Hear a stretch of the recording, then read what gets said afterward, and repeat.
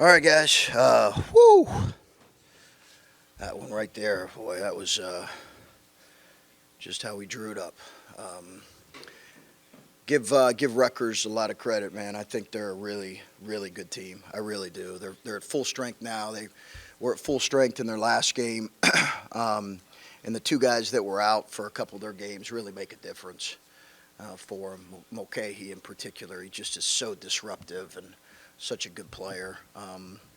Older, physical team. I thought, the big kid made a heck of a block there at the on Bryce's drive, and thought our guys stayed with it, played it till the very end. We gave them two calls at the end based on a make or a miss, and we practiced those situations a lot. What they did is they did a really good job kind of taking away his ability to get it down the floor.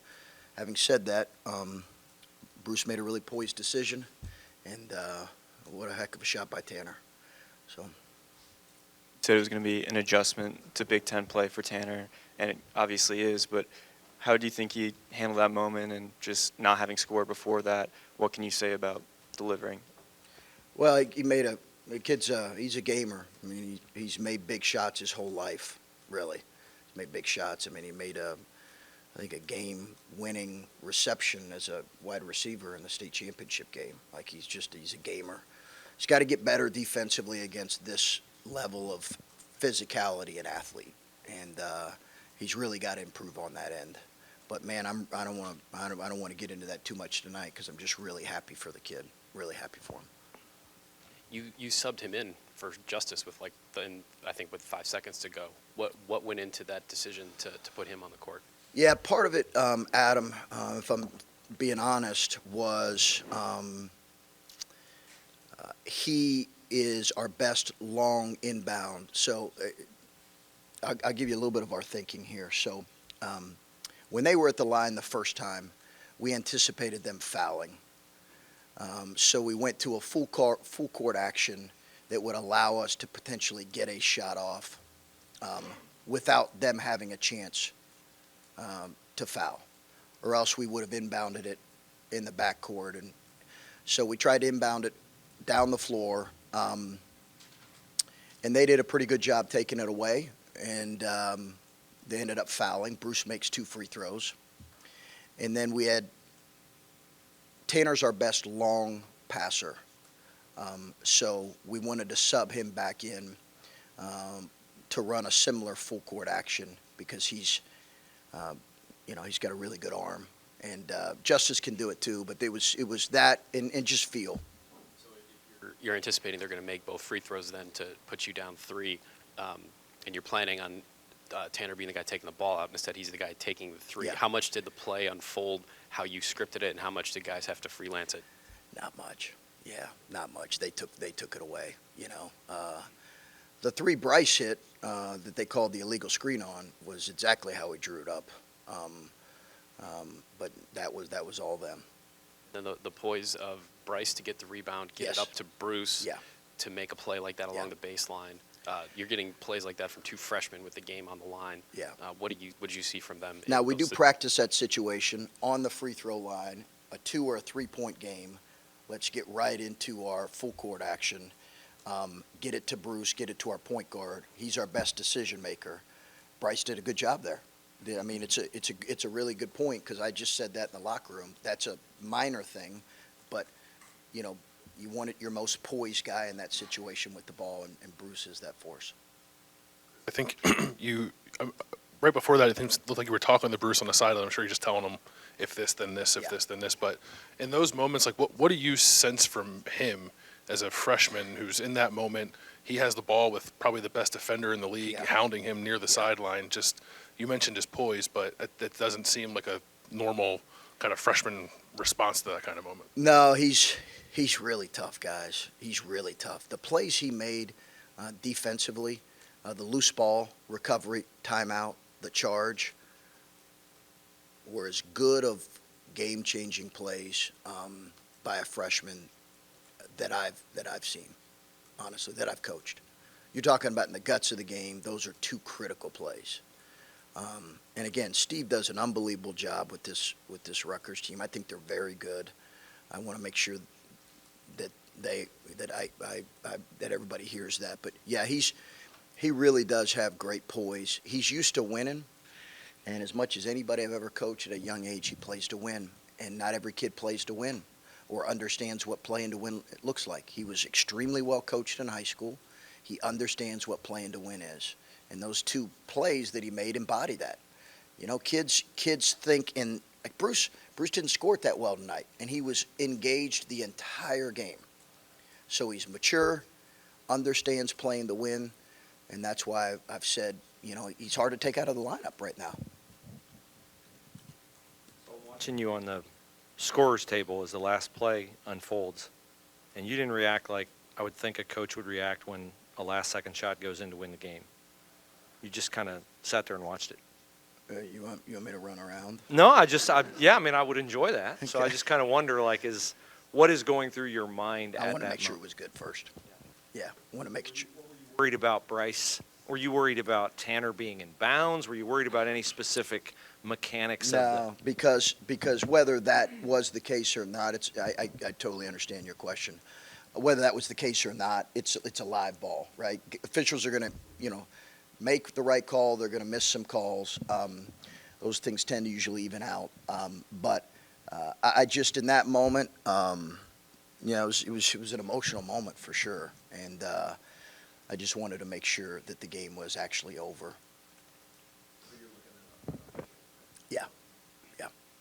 You guys don't have ice tonight, and I know his stats don't always show what he does on the court, but obviously Bruce has to play more. But beyond that, what did you miss not having him tonight? And do you Passing, decision making, and then his ability to guard their bigger guards. Mulcahy's a real load with the ball in his hands. I think there are certain teams in the league where you're like, hey, we need to have this guy. And I can think of like 3 teams right now. This was one of them. I just said we have that, you know. But listen, our thoughts are with Isaac and his family and his. It's a very personal situation to him. He's went through some really difficult things with people he really cares about. So there's no real timetable on his return. Zed, especially first half, was, I think, as good as you could ask going against the guys that he's going with. Yeah. Did you sense anything different from him before this game to get him fired up, or was it just his night? I think he knows how good the guy playing opposite him is. I mean, that kid was a 5-star. He's going into his 3rd year. You have a 5-star player going into his 3rd year, and kid was a top 20 player in the country his 3rd year. He's going to be a dominant college player, and that's what that kid is going to. He's going to be a dominant player this year. So I think he knew how good Cliff was, and I just think he's trying to listen. He's played very well offensively, played very well on the glass, continues to make free throw. I just love his development, but he's got you know, defensively he's got to tie us together better. Zed Key, to me, in the first half, looked like he was as engaged as he may have ever been, and diving on the floor for loose balls, getting offensive rebounds, putbacks, tips. He was doing a little bit of everything for you. He hit a 3. Just how important is it for you to have that Zed Key as often as humanly possible? Yeah, I just say to Patrick, I think you're exactly right. I think he was highly engaged in this game, and he knows how good this Rutgers team is, and he knows how good their big kid is. So I think that obviously really had his attention, but I think he's been very consistent for us offensively. Again, and on the glass, terrific in those areas. The areas he has to continue to grow in is his ability to tie our defense together. He's in so many pick and roll situations. He just has to continue to grow in that area. Your administration, I think, really rocked the vote here today. They got some tickets into the hands of a lot of people that haven't been coming to the games. And you got 14,000 people here tonight. And you just hope that what you guys put out there tonight is enough to get more and more people coming, because it's obvious that the efforts were pretty much appreciated by a lot of people, I think. Yeah, credit to our administration and our ticket people for doing that. And I thought our students were phenomenal again. You know, I'm just amazed. The last 2 years, we've sold out season tickets in record time. I think it's been back to 2000 and maybe 12 or 13. They've sold out so quickly, and our students are engaged, and they bring in just a different element. But to your point, Steve, I also think we had a lot of other people who came, and you know, hopefully they had a good time. Chris, I think we talk maybe every week about Bryce's defense. Yeah. I think tonight maybe was his best defensive performance of the year. Let me watch the tape Yeah, on yeah. that, okay? But the effort there that he put out Yeah. there, how do you continue to get that from him and just let him see what he did, I guess? I think the standard is he's got to be really committed on that end, or else it'll affect his, like any player, it'll affect how much he can play. So I think he's got to. He wants to get better in all the areas that he's not. People talk about his defense, but all the areas that he's not quite where he needs to be yet, he's really hungry to get better. Bryce is a tremendous kid, been raised really well. He wants to get better, and he will. He was highly engaged tonight, and we need him. And I thought, the play that we put him in, I thought maybe he could get to his left step back. That was kind of what I was hoping, similar to kind of what EJ did against Duke. But again, that kid made a great play. Everybody had to step up because Ice was out. How did you think, like the pregame, the talk of the players needing to do that? Did you see that throughout the game? Then? Yeah, I thought Roddy gave us some really good minutes, and I think depending on how long Isaac is out, Roddy's going to need to play a really important role for this group. One more thing about Bruce, when they're pressuring the way that they pressure and using their bodies, the way they use their bodies to guard you, I mean, he played until I think he played like 30 minutes without a break. The physicality that he seems to be able to handle at this stage of his career. Did you know that he would be that ready to play that many minutes against this kind of team? I don't think you know that. You certainly can have. We evaluated him a lot, and Jake did a phenomenal job recruiting him, but we really saw him play a lot at him. So, in his situation, like we knew his game inside and out. We knew how well coached he'd been, the high level he played at, how much of a winner he was. But I think it would have been much for me to say, back in a couple summers ago, yeah, Bruce is going to play 38 minutes in the first game of the Big Ten season against one of the best defensive teams in the country. I don't think I would have went that far, but I would have said he's going to play a very important role. When you know you're going to be without Ice and not very long before this game is going to be played, how did you have to scramble quickly and maybe teach some guys like Roddy and Yeah. some guys that are going to have to play bigger roles, like how to try to play against their pressure? Yeah, we had to simplify some things, and I think you saw we had a couple play busts in the first half because of we had I had to teach Justice now 3 positions because he's backing up the point. So we just weren't as clean as we needed to be with some of those play busts. I think you saw it with we tried to simplify it, but even some of our simple things, it was just hard because it was for Isaac, we just had this conversation, yesterday afternoon, so it was a pretty quick turnaround for us. Coach, you guys saw several different looks from them Yeah. offensively. Obviously, they had some man. They mixed in several different zones. Sure did. How do you feel your offense reacted to that, and how do you feel Bruce reacted to that as well? Good. Yeah, they had a 1-3-1. They had a 2-3 that can morph into a man-to-man. They had a 1-3-1 that can morph into a man-to-man.